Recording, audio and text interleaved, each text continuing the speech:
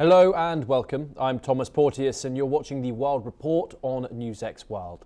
Let's take a look at some of the top headlines of this hour. Iran and the United States are set to hold further nuclear talks in Geneva on Tuesday, with Iran signalling flexibility in return for sanctions relief. US officials say Washington is also preparing military options if diplomacy fails, as both sides seek to avoid escalation.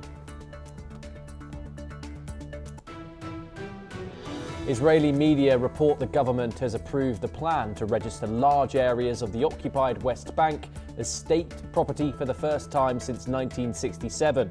The proposal, backed by senior ministers, could affect land long unregistered since Israel halted the process after the occupation. President Zelensky says Ukraine has agreed new energy and military support packages with European allies ahead of February the 24th. Kyiv says it is seeking to bolster backing as it faces Russian advances and pressure from Washington to negotiate peace. French President Emmanuel Macron calls for calm after a 23-year-old activist dies from injuries sustained in a beating outside a political event. Macron and European lawmaker Rima Hassan urge a full investigation and justice for those responsible. Taiwan's Foreign Minister Lin Chia-lung says China is the real threat to security and accuses Beijing of hypocrisy over UN principles. His comments come after China's top diplomat warned at the Munich Security Conference against efforts to separate Taiwan from China.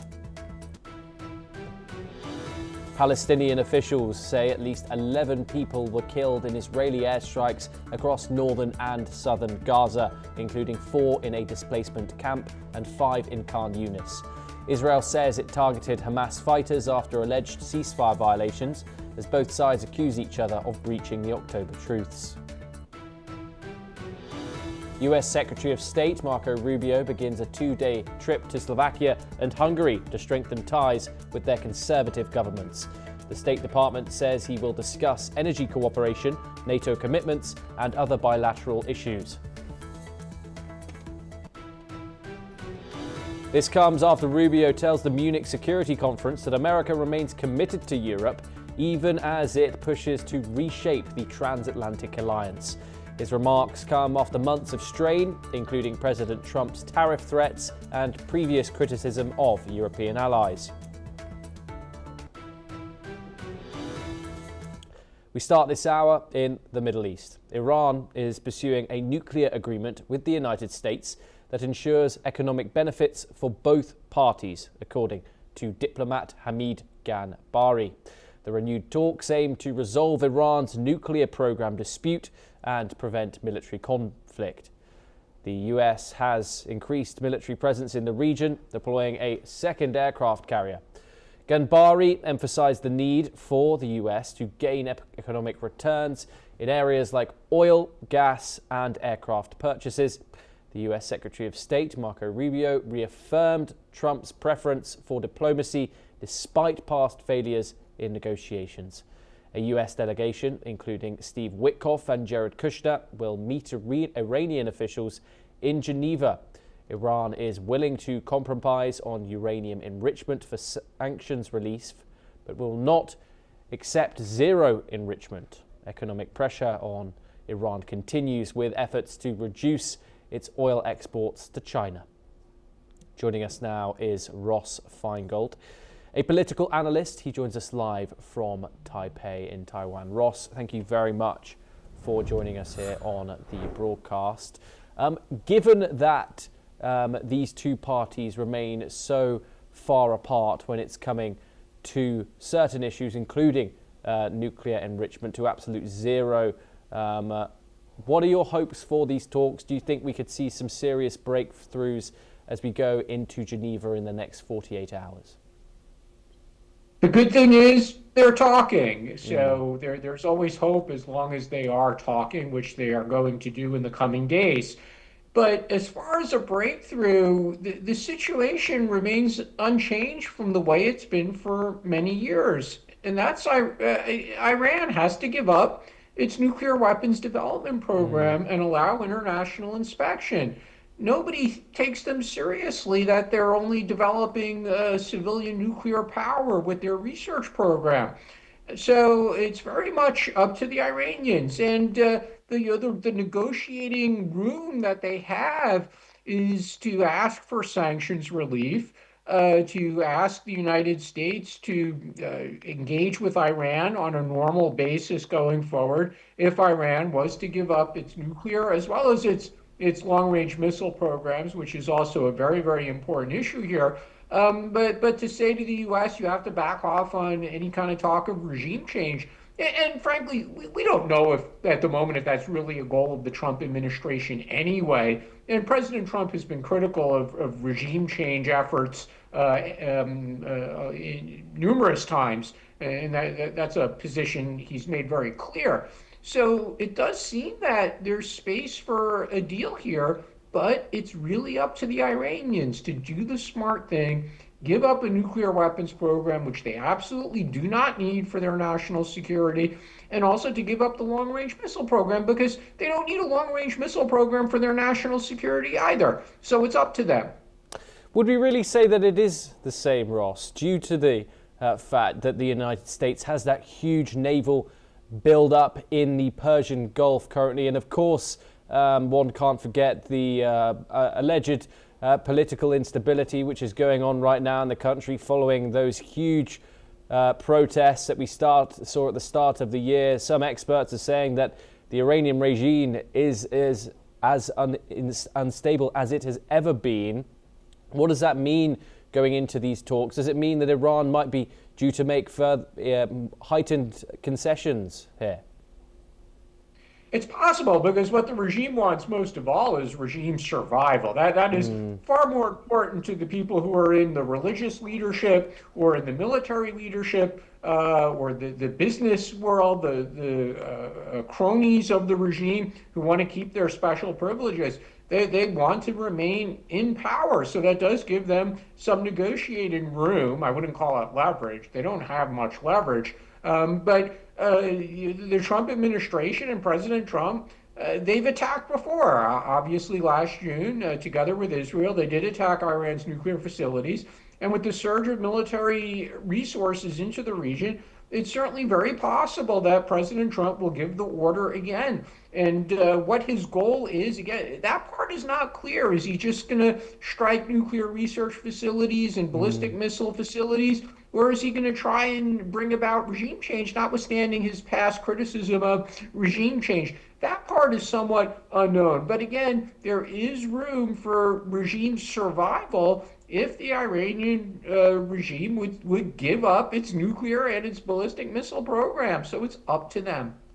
Coming to those points, we know that they are negotiating the nuclear program. However, what is uncertain is that ballistic missile program that you mentioned, along with support for regional proxies like Hamas, Hezbollah, the Houthis. Iran says that these are off the table. The ballistic missile program and the proxy support, these aren't being discussed. Do you think that there could be any malleability for discussing those options with Iran, toning both the missile program down along with funding towards those regional militias? That's a really interesting question because Hezbollah and Hamas are so significantly weakened compared to a few years ago. The Assad regime in Syria, which was an Iran proxy, that's gone too. So the proxy of concern at the moment is Yemen and the Houthis, but they are involved in a war. They are under pressure. The U.S. has shown a willingness, as has Israel, to attack the Houthis as well. So if Iran says that's off the table, I mean, maybe the United States would have a very vociferous opinion on that, but also recognizing the reality, which is how much weaker those proxies are in reality compared to a few years ago. So maybe that's not the key issue here. But the missile program, I mean, the United States and Israel,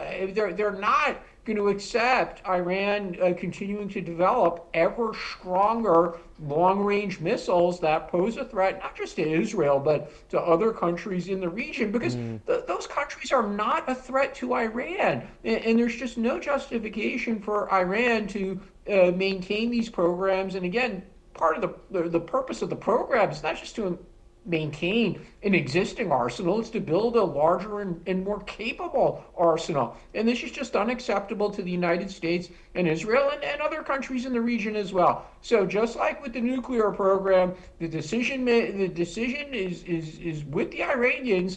And if they want regime survival and they want sanctions relief, then the decision to make is obvious. And sanctions relief, how much does Tehran need that for regime survival, as you've mentioned?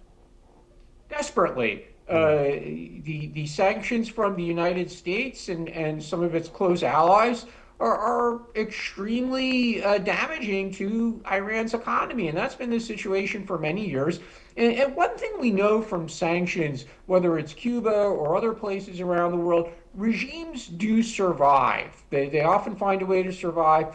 Sometimes there are countries that are willing to violate the sanctions or ignore the sanctions. Russia and China, being close friends of Iran, are examples. But often you could survive, but domestic conditions deteriorate. And clearly that's what's happened in Iran. The people who are very highly educated, very capable workforce, a lot of young people, they want a better future. And with the economic sanctions, there cannot be a better future. So the regime is under huge pressure domestically because of that. And if they want to find some kind of balance where they can survive in power, at least for the interim, they won't survive forever. But if they want to survive today and tomorrow, they need to improve the economy. And the way to improve the economy is to make a deal so that there's sanctions relief. Ross Feingold, do stay with us as we turn over to our next story. We stay in the region. U.S. Secretary of State Marco Rubio said the U.S. is satisfied with the trajectory in Syria, despite the challenges the country is facing. In a press conference in Bratislava, Rubio praised the agreements in place and emphasized the U.S. involvement in implementing them. He explained that the U.S. had two clear choices in Syria. The first option was to let the country fall into chaos, and the second option was to work with Syrian President Ahmed al-Shara. Rubio revealed that President Trump personally engaged with al-Shara to secure the safe relocation of ISIS prisoners, preventing a massive escape. The U.S. Secretary of State also commended al-Shara for keeping his word on stopping the fighting to allow the transfer. The U.S. is focused on making progress with the integration of Kurds into the Syrian National Forces. Rubio said the U.S. will continue to push for a successful implementation of the agreements in Syria. Let's in fact listen in to Marco Rubio's comments. Ambassador Barrack was in Washington last week briefing the congressional committees, always very blunt and very honest about the challenges involved in executing on this very difficult situation. But we think it's headed in a positive direction, even though it's been tested. There's been some difficult days. Frankly, there's been some days that have been, very concerning. But we like the trajectory. We have to keep it on that trajectory. We've got good agreements in place. The key now is implementation, and we'll be very involved in that regard. But the bottom line was we had two choices in Syria. Choice number one was to let the place fall apart into 18 different pieces, long-term civil war, instability, mass migration, playground for terrorists, ISIS running all over the place, Iran getting back in. That was choice number one.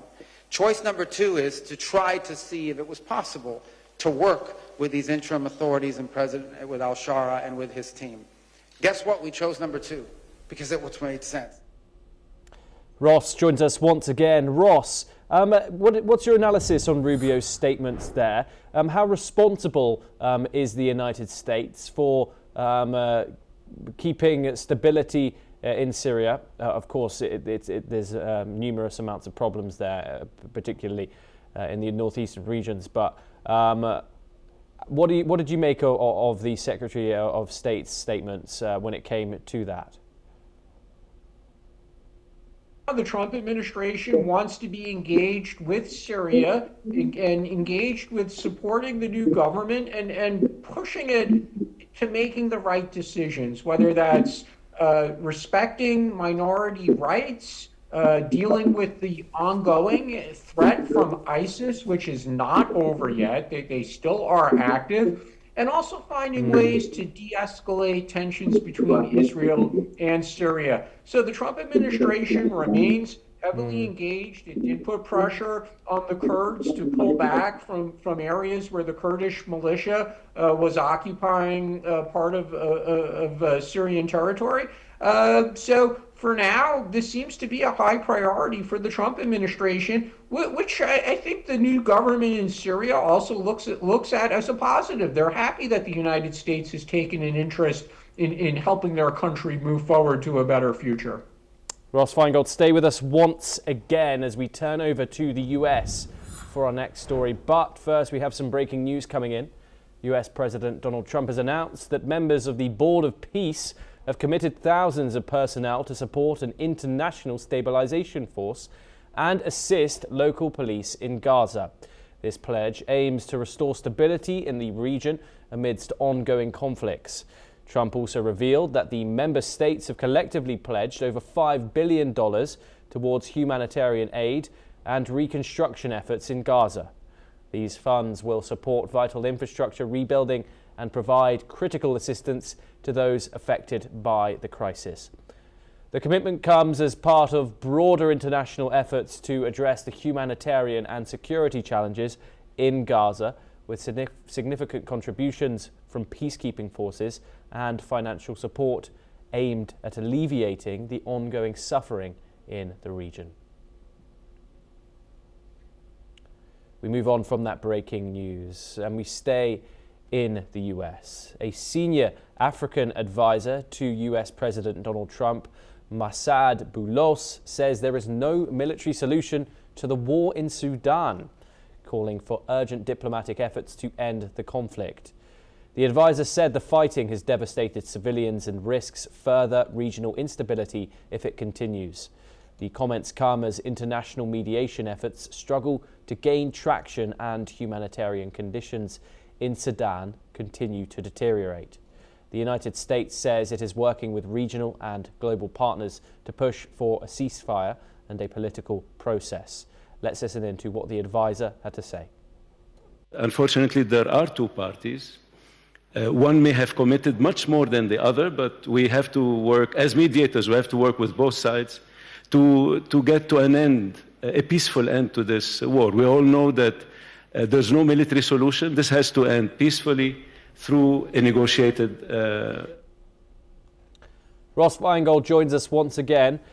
Ross, we haven't heard much in terms of updates about diplomatic efforts to solve this conflict as of yet. However, Donald Trump did say after his meeting with Mohammed bin Salman that he was going to try and broker peace in the Horn of Africa and Sudan. What are your thoughts of the likeliness of this happen, given the regional complexity of this conflict? If President Trump is willing to get personally involved, that also would be a positive. We could hope for the best. It's better than the U.S. president taking the view that he doesn't care about this conflict. The reality is that this is one of those conflicts that has often not gotten the attention it deserves. I mean, of course, there's constant international media coverage, especially about the humanitarian situation. A lot of scholars have written in detail about the different countries that have lined up on opposite sides of this civil war, some supporting the armed forces, some supporting the rapid support forces. And that last point does add a very complex aspect to this and to U.S. involvement, because two very close U.S. allies, Saudi Arabia and the United Arab Emirates, are supporting different sides in the civil war. So again, this is one of those conflicts that perhaps has not gotten the attention it deserves. The only conflict around the world that hasn't gotten attention, the Myanmar civil war comes to mind as well. These are conflicts that did not get as much attention as Ukraine, Russia, or Hamas and Israel in Gaza. But if President Trump wants to get personally involved, then there is hope for a ceasefire and maybe even a long-term settlement. Ross Feingold, thank you so much for taking the time and joining us here on the broadcast. Always a pleasure to talk to you on these issues. We now move on over to Europe. President Macron of France has labelled La France Insoumise as a left-wing extreme movement, emphasising the rise of anti-Semitic expressions within the party that must be addressed. He stressed that such rhetoric goes against the core values of the Republic. Macron made these remarks in an interview while also noting that the LFI remains a part of the political landscape despite these troubling positions. Meanwhile, in Lyon, the local community is reeling from the fatal beating of a 23-year-old far-right student, which has shocked many. The violent incident occurred near an event hosted by LFI member Rima Hassan and has sparked outrage, with residents condemning the attack as savage and barbaric.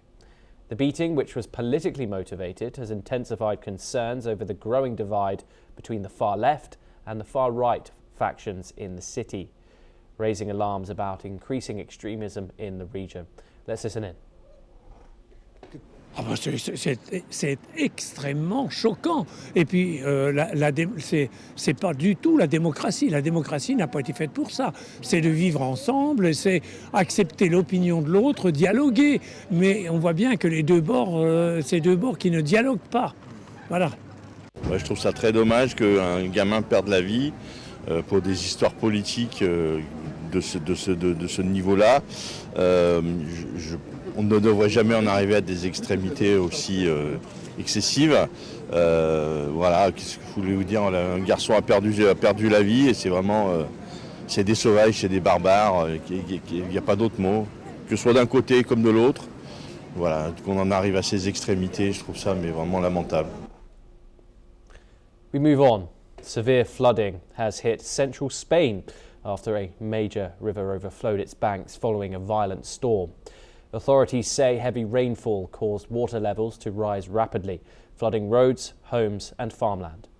Emergency services have carried out rescues and evacuations in affected areas, while some transport links have been disrupted. Officials are urging residents to stay indoors and avoid flooded zones as weather conditions remain unstable.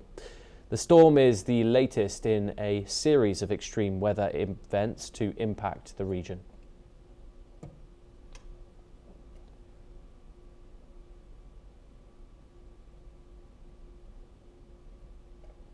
Okay, of course, we are now moving over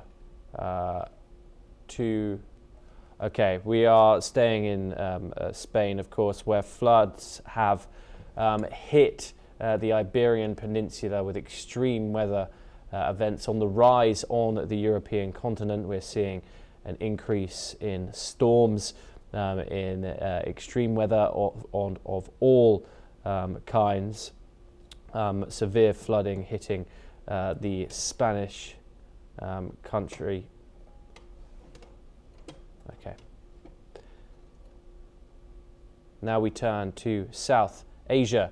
The AI Impact Summit 2026 will kick off in New Delhi tomorrow, marking the first time the event is hosted in the Global South. India aims to shift the global conversation on AI, focusing on real-world applications to solve local problems while advocating for the democratization of AI resources such as data sets and models. Over the 5 days, the summit will bring together over 100 countries, including global leaders, CEOs and experts to discuss AI's impact on employment, governance and the environment. Key speakers include Prime Minister Narendra Modi, French President Emmanuel Macron and Sundar Pichai, CEO of Google. India's pitch will highlight people, planet and progress as central themes, emphasizing AI solutions for the public good. Discussions will explore AI governance, infrastructure and its role in economic development and social good. Notable sessions include topics like India's AI infrastructure, building AI readiness, and ensuring AI benefits all, particularly for the Global South. The summit is expected to feature AI startups and local launches of India's own large and small language models, while also addressing AI's impact on jobs, trust, and safety protocols. However, there's been a setback with NVIDIA CEO Jensen Huang cancelling his visit due to unforeseen circumstances. The event will conclude on February the 20th with the adoption of a declaration. Joining us now is Pawan Dugal, a cyber expert. He joins us live from New Delhi. Thank you so much for joining us. A significant event will transpire tomorrow, the first AI summit in the Global South. What can we expect from it? Who are you most excited to hear from at this AI Impact Summit coming up tomorrow? I think this is potentially going to be a game-changing summit. Why? Because for the first time, not just the Global South is hosting such a huge magnitude event, but more significantly, it's bringing home the importance of listening on the table the perspectives of the Global South and a country like India.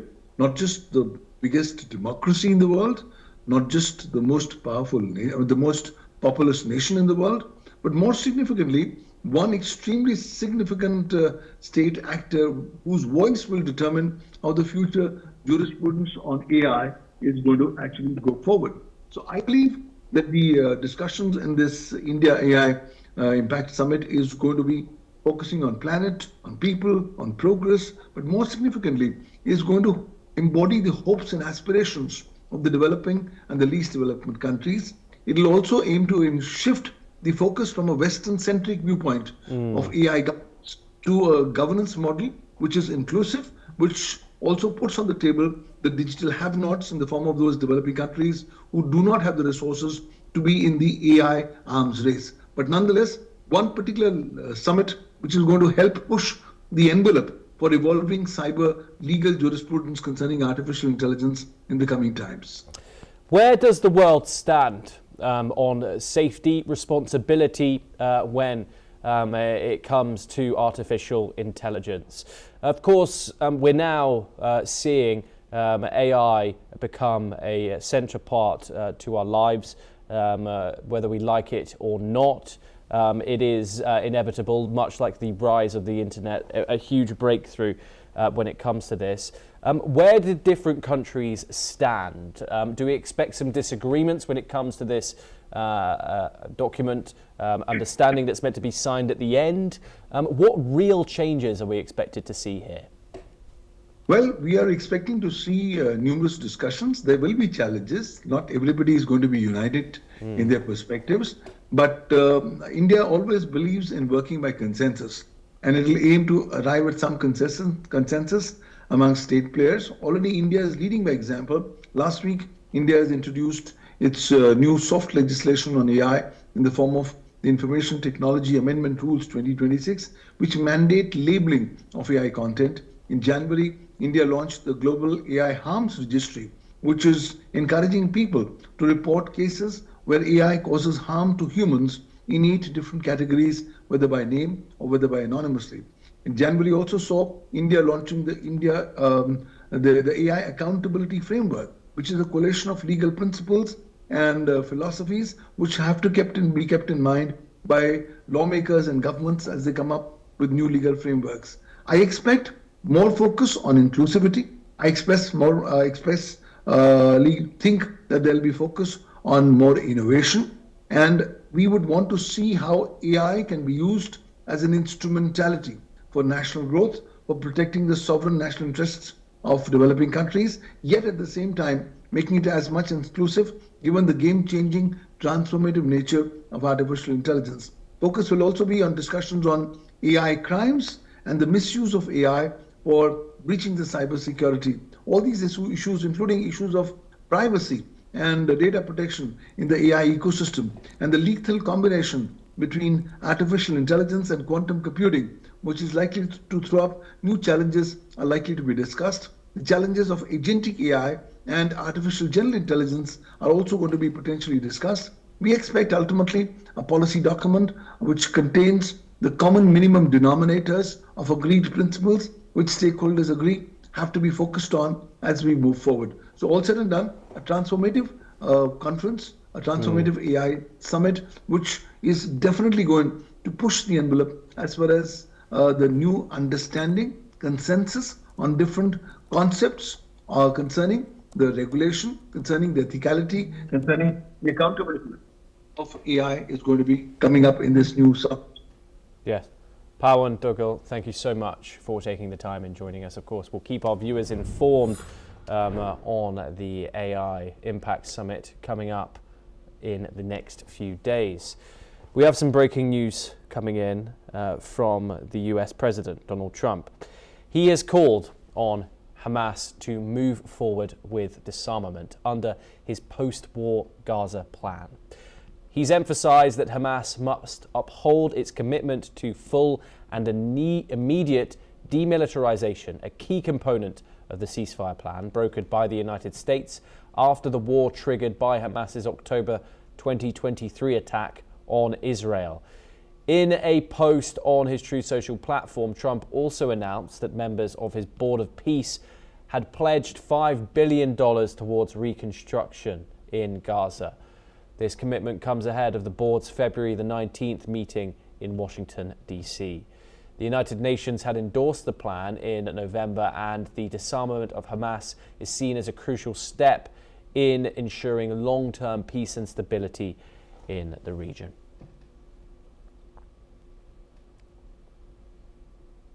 Well, that's all that we have time for this hour. Keep watching NewsX World for more international news updates.